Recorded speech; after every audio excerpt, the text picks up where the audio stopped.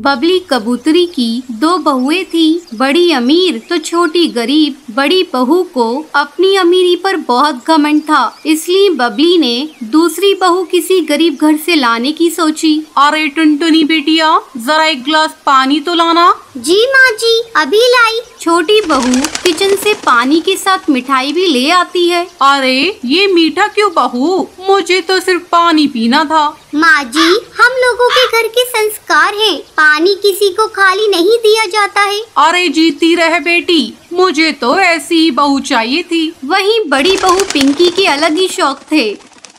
माँ जी, ये कपड़े रखे हैं, अभी ड्राई क्लीन करने वाला आएगा तो उसे दे देना। वो क्या है ना, दाग लग गए हैं। दीदी लाओ ना, मैं हाथ से धो दूंगी, दाग निकल जाएंगी। आखिर नौकरों वाले काम में ही तुम्हारा मन लगता है ना? रहने दो, मैं नहीं देती किसी को भी हाथ में अपने कपड़े। कितने कीमती हैं पता है? मेरी मम्मी ने दिए थे। जितने की तुम्हारी 4 साड़ी हैं, मेरी 1 है। सास को बड़ी का व्यवहार बहुत खराब लगता है, लेकिन वो घर पर कलेश करना नहीं चाहती थी, इसलिए शांत हो जाती है। रहने दीजिए ना माँ जी, मन छोटा मत करिए। सही तो बोल रही थी दीदी, इनकी साड़ी के आगे मेरी साड़ियाँ तो कुछ नहीं है। अरे कैसी बात करती हो बहू, ये लो मेरी अलमारी की चाबी। आज से जितनी भी साड़ी पहननी हो यहाँ से लेकर पहन लेना। छोटी मुस्कुराती है और सास को कहती है, माँ जी मुझे इतना शौक ही नहीं है घूमने फिरने का, और घर में रहकर क्या करना है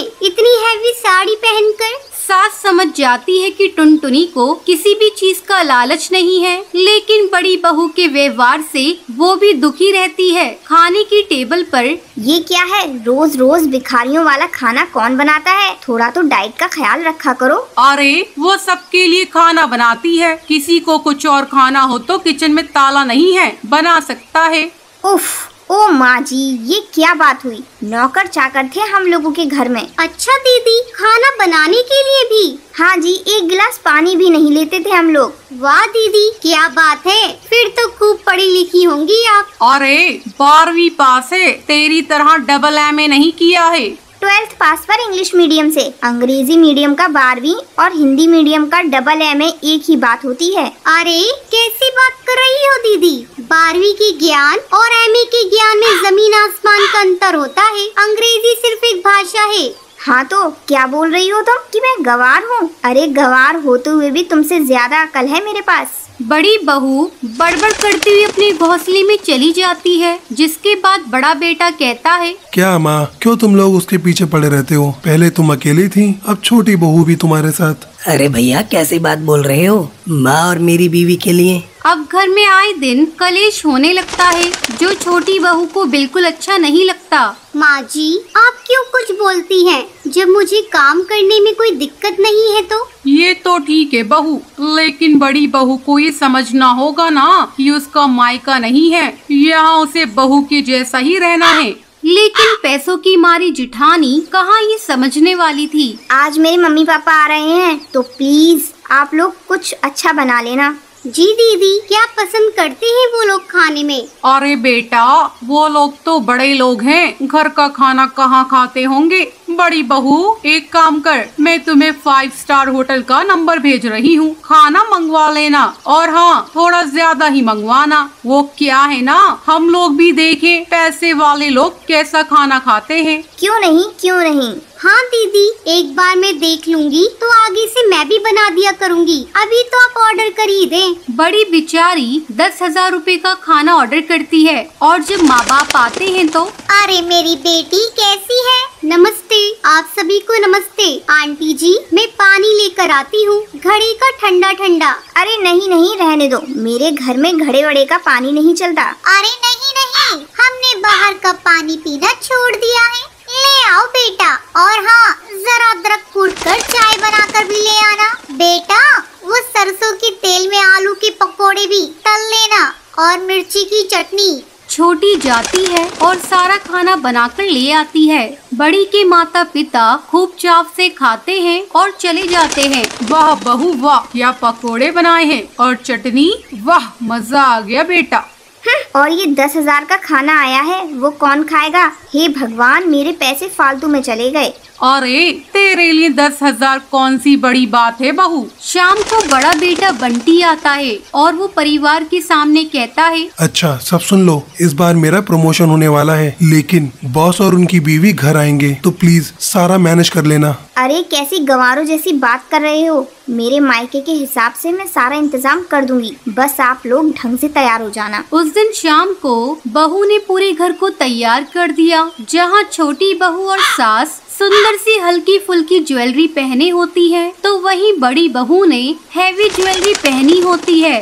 वो लोग आ गए हैं। अरे तुमको मैंने कहा था ना कि बॉस आ रहे हैं, और फिर तुम कहाँ के लिए तैयार हो गई? कहाँ के लिए मतलब? आपके बॉस के आने के लिए तो। तभी छोटी बहू और माँ को देखकर बड़े बेटे के चेहरे पर मुस्कान आ जाती है। माँ तुम और भाभी आगे रहना। तभी बॉस आते हैं। बॉस की बीवी छोटी बहू को कहती है, बहुत दिनों बाद हम लोग किसी के घर पर खाने आए हैं। वैसे आपकी ज्वेलरी बहुत सुंदर है।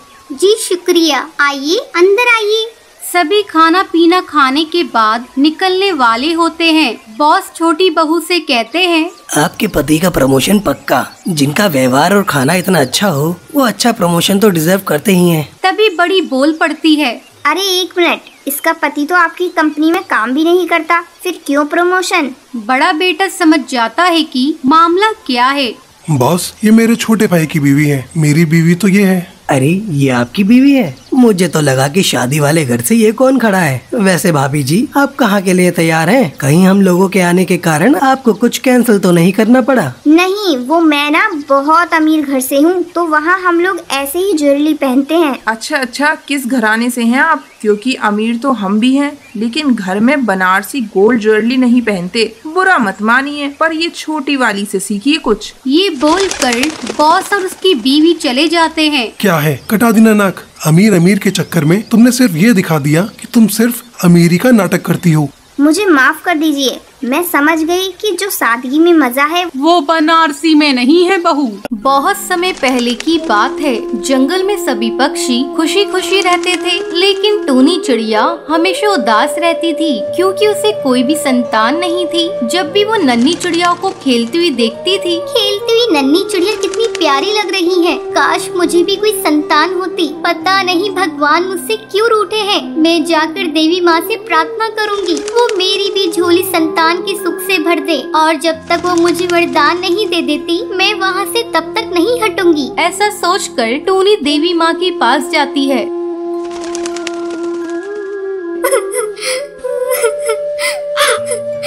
देवी माँ मुझे भी वरदान दे दो, मुझे भी एक अंडा हो जिससे एक सुंदर सा बच्चा हो जाए और मैं भी संतान का सुख अनुभव करूं। देवी माँ मेरी शिक्षा को पूरा करो, मैं आपके सामने हाथ जोड़ती हूँ। काफी देर प्रार्थना करने के बाद टूनी चिड़िया जंगल लौट आती है। अचानक उसे एक दिन पता चलता है कि वो अंडे देने वाली है। देवी माँ आपका बहुत बहुत धन्यवाद, आपने मेरी प्रार्थना स्वीकार कर ली, मैं माँ बनने वाली हूँ। इसी तरह कुछ दिन गुजर जाते हैं। एक दिन टूनी चिड़िया को इमली खाने की इच्छा हो रही थी। तब वो इमली की तलाश में जंगल के भीतर जाती है। इस पेड़ पर तो बहुत सारी इमली लगी हुई है, मैं कुछ इमलियाँ खा लेती हूँ और कुछ अपने साथ घर ले जाऊंगी। जैसे ही टूनी इमली तोड़ने लगती है, तभी इमली के पेड़ पर रहने वाला जिगरबाज टूनी को दबोच लेता है। आज इस चिड़िया को मैं खाऊंगा। बहुत दिनों बाद मुझको चिड़िया का मांस खाने को मिलेगा। मुझे छोड़ दो, मैंने तुम्हारा क्या बिगाड़ा है? देखो मैं माँ बनने वाली हूँ। ठीक है, जब तू माँ बन जाएगी तब हम लोग तुझे अपना शिकार बनाएंगे, क्योंकि हम लोग किसी गर्भवती को अपना शिकार नहीं बनाते। वो बाज टूनी चिड़िया को ले जाकर एक गुफा में बंद कर देता है। टूनी चिड़िया रोए जा रही थी। काश मैं इमली खाने जंगल के ज्यादा अंदर नहीं आई होती। आते समय मैंने किसी को कुछ बताया भी नहीं। सभी पड़ोसी पक्षी मुझे ढूंढ रही होंगी। अपने साथ साथ मैंने अपने होने वाले बच्चे को भी संकट में डाल दिया। उधर नदी किनारे टूनी चिड़िया के ना मिलने से चारों तरफ हड़कंप मच जाता है। पता नहीं टूनी चिड़िया कहाँ चली गई। उन्हें ढूंढने के लिए हम लोगों को जंगल के भीतर जाना चाहिए। शायद वो किसी मुसीबत में फंस गई है। बबली कबूतरी टुनटुनी चिड़िया के साथ घने जंगल जाती है। हे भगवान, हमें टूनी चिड़िया के पास ले जाओ, कोई रास्ता दिखाओ। वो दोनों भगवान भरोसे ढूंढते ढूंढते टूनी चिड़िया के पास पहुंच जाती हैं। टुनटुनी चिड़िया, बबली कबूतरी, मुझे यहाँ से जल्दी आजाद करवाओ। मुझे जिगरबाज ने यहाँ कैद कर रखा है। बबली कबूतरी कहती है, टूनी चिड़िया, आप चिंता न करें, हम लोग उस जिगरबाज को सबक सिखा कर रहेंगे। उसी समय वो बाज वहाँ पर आ जाता है। पक्षी अपनी हिम्मत और समझदारी से उस खतरनाक बाज का मुकाबला करते हैं और उसे कैद कर लेते हैं और टूनी चिड़िया को आजाद करा देती हैं। टूनी, अब आप आजाद हैं। चलिए अपने जंगल में, वहाँ आपकी जरूरत है। वो दोनों टूनी चिड़िया को लेकर नदी किनारे जंगल से बाहर आ जाती हैं। समय आने पर टूनी चिड़िया एक सुंदर सी नन्हा अंडा देती है और कुछ ही दिनों बाद उसमें से एक नन्ही चिड़िया जन्म लेती है। बधाई हो टूनी चिड़िया, इस नन्ही चिड़िया के जन्म से इस जंगल में रोशनी ही रोशनी हो गई है। अब टूनी चिड़िया अपनी बच्ची के साथ खुशी खुशी उसी जंगल में रहती है।